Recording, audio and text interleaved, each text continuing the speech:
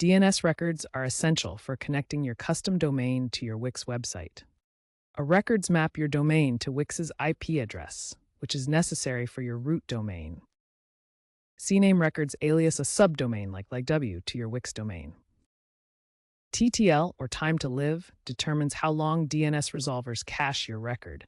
Wix usually recommends a default value like 3600 seconds.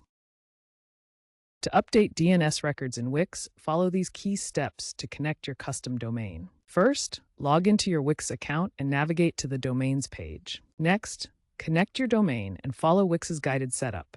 This will provide the necessary A and CNAME record values. Then, access your domain registrar's DNS settings, such as GoDaddy or Namecheap, and add or update the A and CNAME records using the values from Wix. Finally, remember that DNS changes can take 24 to 48 hours to propagate globally.